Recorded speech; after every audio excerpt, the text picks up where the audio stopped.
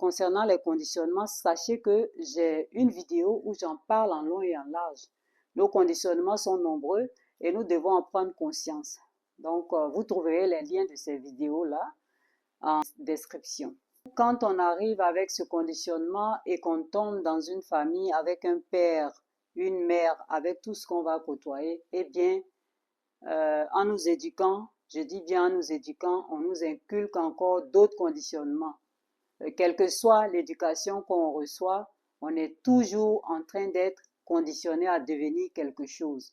Donc l'être, ce bout de la divinité, si vous voulez, elle-même, qui est placé en nous, c'est ce que moi j'appelle l'être. Cet être-là n'a même pas le temps de s'exprimer, que nous sommes déjà couverts, voilés par beaucoup d'autres choses qui ne nous concernent en rien la plupart du temps. Donc l'être qu'on est a besoin de s'exprimer. Il faut que chacune et chacun s'exprime selon ce qu'il est, ce qu'elle est, que nous, toutes et tous sur cette planète, nous sommes uniques. Donc chacune et chacun de nous est unique. Chacune et chacun de nous occupe une place unique dans cette grande toile universelle. Ce que j'appelle la grande toile universelle, c'est tous les êtres humains. Et donc, voyez, comme une grande toile, sur cette grande toile-là, nous sommes chacune et chacun placés quelque part. Nous avons quelque chose à faire exactement là où nous sommes. Donc, quand nous venons et que nous sommes couverts avec autant de conditionnements, nous avons de la difficulté à faire ce pourquoi nous sommes là. Nous passons toute notre vie, la plupart du temps, à tanguer, à se chercher, mais pendant ce temps, quelque chose vit en nous et ce quelque chose-là est fictif.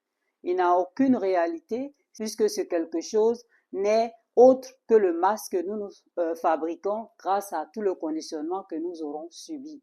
Donc, le quelque chose qui fonctionne en nous à notre place est nous-mêmes quand nous sommes sous influence des conditionnements auxquels nous sommes soumis. Cela veut dire quoi? Que tout ce qui nous arrive, tout ce que nous allons exprimer ne sera jamais la réalité de ce que nous sommes.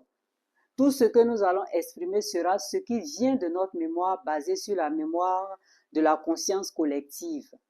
Ce ne sera pas l'intelligence placée en nous qui s'exprimera instantanément, mais ce sera toujours cette mémoire conditionnée qui nous influencera.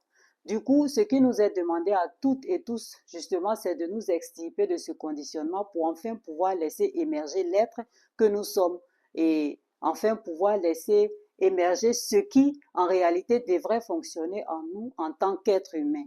Donc, un homme, une femme qui arrive à faire cela est celui-là et celle-là qui seront capables de se soumettre l'un à l'autre.